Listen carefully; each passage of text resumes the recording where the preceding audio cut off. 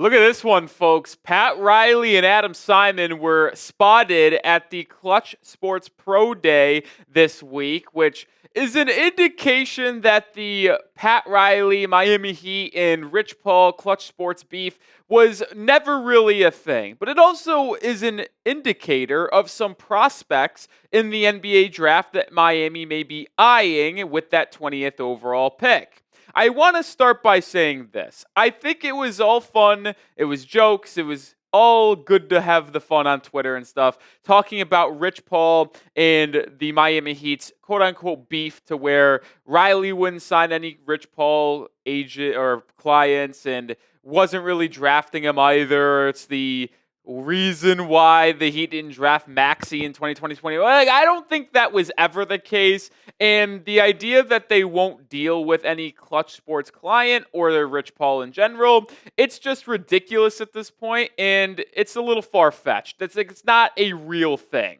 And we're going to talk about some of these prospects that were at Klutch Sports Pro Day. But make sure you are following me over on Twitter for more Miami Heat coverage, whether it's draft talk, whether it's trade rumors, anything in between. We'll have you covered. Go give me a follow at Nic_Rohloff. All right, the reason why I wanted to talk about this, though, is because there were a lot of top prospects at this Klutch Sports Pro Day. The six that come to mind here in terms of the biggest, and these weren't the only six there, but these were the biggest names. Rasheer Fleming from St. Joe's, Walter Clayton from Florida, Khaman Maluach from Duke, Hanson Yang, a China big man, and then Will Riley from Illinois, and Adou Thiero from Arkansas.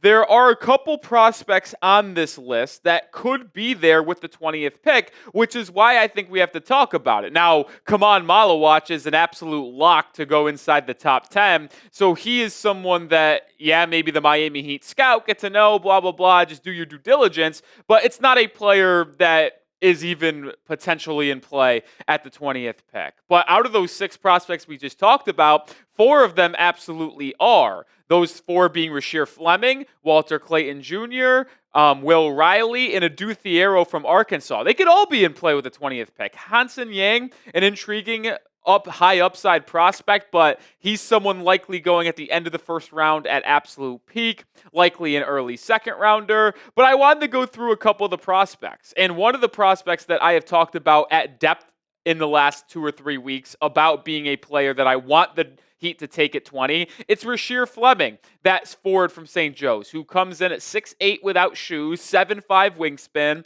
a dominant play finisher who shot 66% at the rim this past season, but he's also just an absolute elite three-point shooter. He's got a quick high arc release that reminds me a lot of Michael Porter Jr. He shot 39% from three this past season after shooting 32 and 34 in his first 2 seasons in the Atlantic 10. He's also a very, very good defender that can guard 2 through 5, if we're going to be honest, due to his length, wingspan, physicality, and quick foot speed. Now, a couple negatives on him.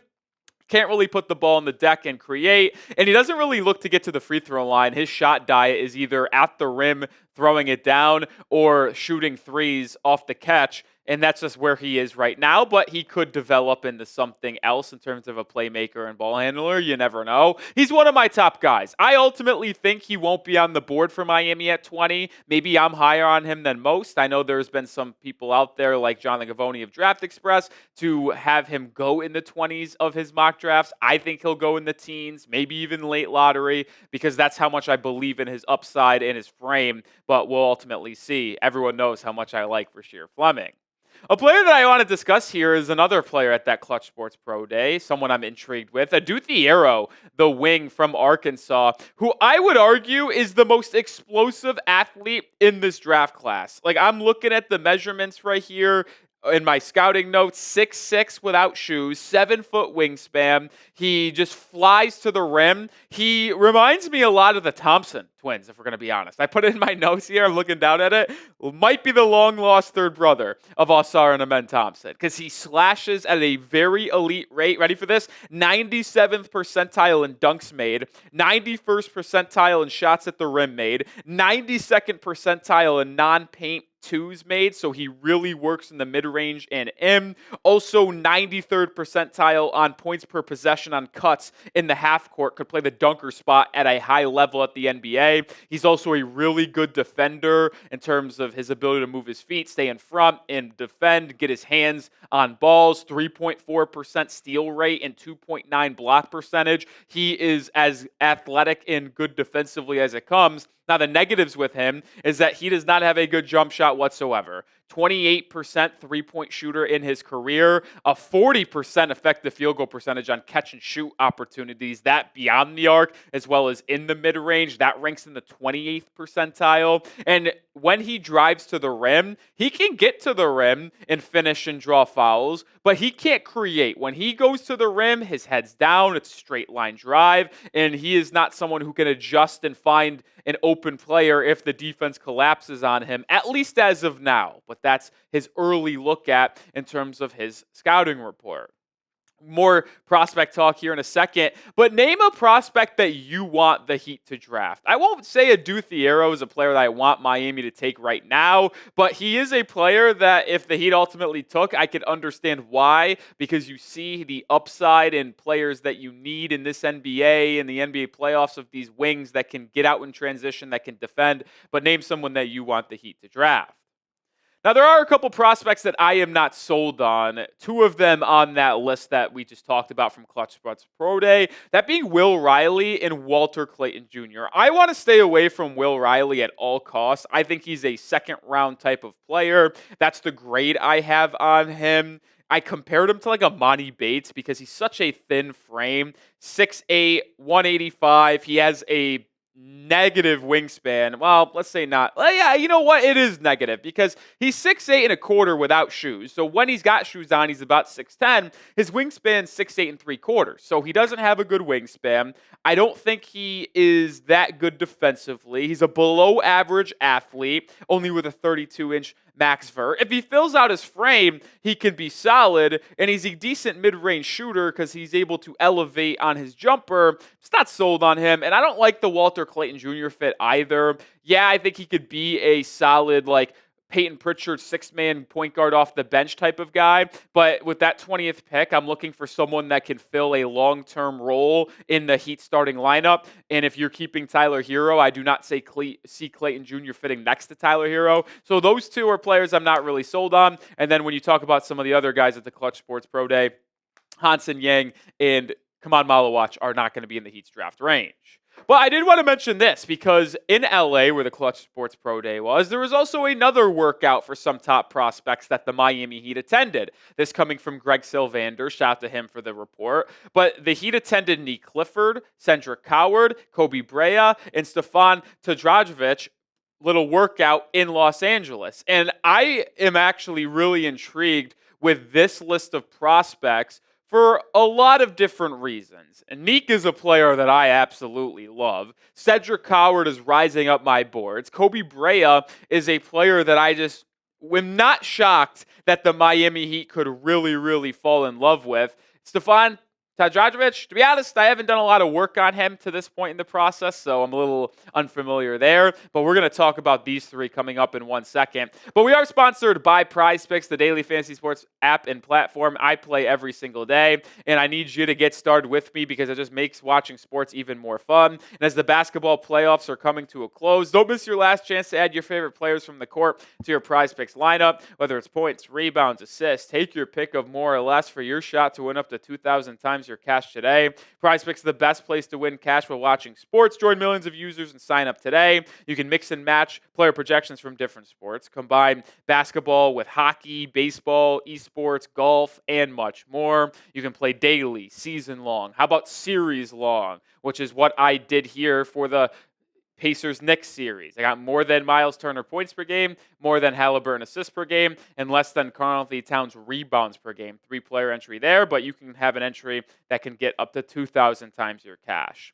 Download the app today and use code CLNS to get $50 instantly after you play your first $5 lineup. That's code CLNS to get $50 instantly after you play your first $5 lineup. Prize Picks. Run your game.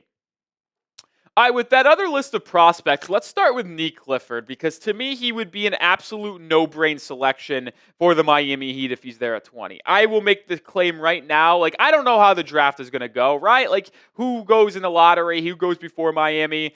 Clifford would be the person I would take immediately if he was there. I just think there's absolutely no world. He's just so good in so many different roles. I compare him to like a blend of Marcus Smart and Josh Hart, have a late lottery kind of grade on him. He finishes at the rim. He rebounds in traffic. He can play on ball. He can play off ball. The only knock on him is that he's an older prospect at 23 years old, but he's got a 6'8" wingspan, 6'5", can play the 2, can play the 3, is a starting caliber player year one and a playoff contributor right away as well. I would take Clifford without a question, but I don't think he will be there.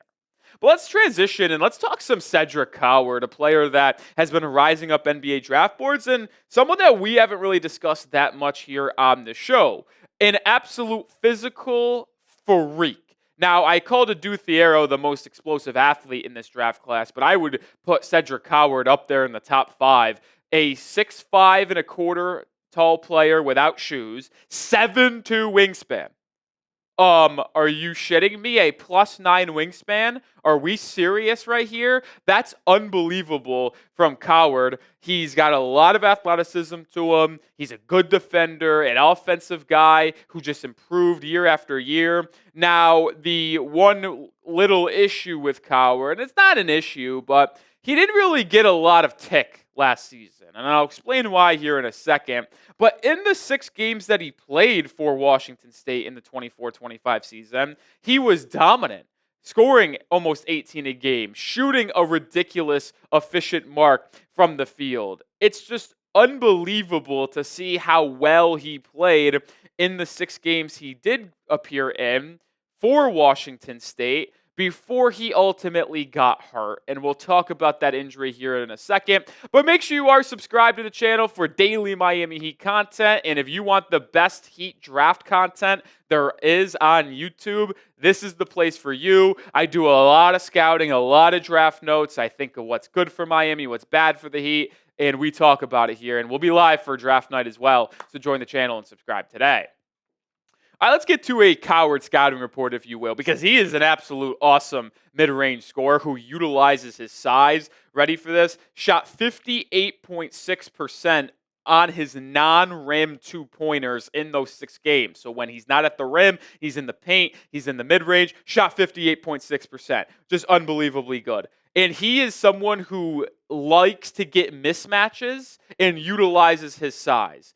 Is a 99th percentile guy when posting up. 1.66 points per possession when he posts up his defender. He is really good at getting to a spot in the mid-range. He's also a really good defender. 5.3 block percentage, is a good weak side defender who uses that 7'2" wingspan to its highest degree, but also is long in terms of getting in front, not letting you get by him, gets his hands on balls in the passing lanes. And I think he could be a secondary ball handler. He talked with Kevin O'Connor about that on a podcast. It was a great listen, how he's improving his handle, how he believes that's something he can do at the next level. And actually mentioned, no joke, the Miami Heat when talking about being like a secondary ball handler to a player like Tyler Hero, compared himself to Jalen Williams of the Oklahoma City Thunder. And honestly, I agree with that comparison. I graded him out as a late lottery player. I am curious to see where he goes. Maybe it is lottery. Maybe it's just outside the lottery. Maybe it's in the 20s. But I comped him to Jalen Williams because he has that wing type of ability to where he can be that secondary ball handler that Jalen Williams is. Gets to his spot in the mid-range just like Jalen. Is a menace defensively. Now, the knock on him, he hasn't played a lot. He was at Eastern Washington before transferring to Washington State. Only played in 6 games, and he didn't really play high-level competition. The only high-level team that he played was Iowa, who is not a good Big Ten team last season, and he did struggle in that game a little bit. So there's a concern on that idea. And he did have a shoulder injury, torn labrum, that cost him the entire season, which is why he only played in 6 games. The question is that going to impact him long-term in his shot form? I don't know. But I'm intrigued by another player that was on that list that we just showed a couple minutes ago, Koby Brea, the guard/forward from Kentucky who originally spent time in the Atlantic 10 playing 4 years at Dayton University. His measurements are interesting because he has a negative wingspan. 6'5" and 3/4 height, 6'5" and 1/4 wingspan, Weight is fine, but not like the most physical, imposing type of guy. But the reason why he's intriguing to me is because he is the best shooter in this NBA draft. And there really isn't a question about that, in my opinion. I think the two best shooters are Con Kneppel from Duke and Koby Brea here from Kentucky. He just was unbelievably good in his collegiate career at shooting the three-point ball. I mean, look at these numbers. The first 4 years in the Atlantic 10, playing for Dayton, and then this past year was at Kentucky in the SEC. And you wondered how he was going to take that next step going from non-Power 4, Power 5 basketball to in the best conference in college basketball last year in the SEC with his shooting. It didn't really take a dip. He had an unreal final year at Dayton, shooting 50% from three on 6 attempts a night. And you're like, okay, let's see you do it at a higher level with higher competition in the SEC. And he did that. He kept the attempts the same off the bench for Mark Pope at Kentucky and shot 43.5%. He is a player I know Miami is really going to like due to his shooting ability, and with the Heat being rumored to move off of Duncan Robinson, the Heat may be able to see Koby Brea as a replacement for him off the bench as their movement shooter. Now, I will say this, he is not that good of a player outside of that shooting ability. Like, he can't really put the ball on the deck like that. I don't know how he will defend at the next level due to his lack of size and his lack of athleticism, which is why he's a second-round type of prospect, but someone who will likely go early in the second round, because if you could shoot like he can, you will find a role in the NBA. And I do want to remember, the Heat do not have a second-round pick. So if they wanted Brea, they would have to hope and pray he'd be a UDFA, which he would not be. But they could also buy a second-round pick. What does that mean? Well, in the NBA, you can trade for a second-round pick on draft night with cash considerations, which means you could just flat out buy a draft slot in the second round if you would like. And maybe that's something Miami may want to do if they ultimately move on from Duncan Robinson and view Koby Brea as a replacement. And I'll give my thoughts on it here in a second. But should the Heat buy a second-round pick in this draft class? Type Y for yes, type N for no. Let me know your thoughts down in the comment section. I'm going to say, honestly, probably not. I wouldn't buy a second-round pick. And you might ask why. Well, here's a couple of reasons. One, the Heat's roster could see a lot of turnover, yes, but at least right now, it's full. Like, it's got 14 players on it. And you're allowed to have 15, but it's got 14 guys on standard contracts for this upcoming season. So unless they make a lot of trades or moves before the draft to free up some roster spots, there would be no point of adding a second-round player, especially when you add a first-round pick with the 20th overall selection. I will also make this point. Like, this draft is not going to be very good in the second round. Sure, I'd be intrigued with Koby Brea, but with a lot of players going back to school in the new NIL, what you have in this draft class is a ton of lottery, like high-end talent, young guys, true freshmen or true sophomores, mixed with international prospects, mixed with guys that have ran out of eligibility at the college level. Like, that's kind of where we are. So we're going to see a massive talent drop-off in the second round. Like, I just don't think draft classes are that deep into round 2 anymore due to the disparity of first round, like, one-and-done guys, young, high-upside prospects, international guys, and then 5-year players that run out of college eligibility, like a Janai Broome, like a Koby Brea, like those type of guys. Those are going to fill up the second round, but they don't really have a lot of upside in the NBA. So I don't know if I'm in on buying a second-round pick for a lot of different reasons, just those being a few. All right, that'll do it for this episode. Long video. Appreciate everyone hanging out with us here on Draft Talk. I can't help myself. I just go way too in-depth on these prospects when we talk about them. Hit that sub button for daily Miami Heat content. And I told you, got the best Heat draft content on YouTube, and hopefully you guys agree with me after this video.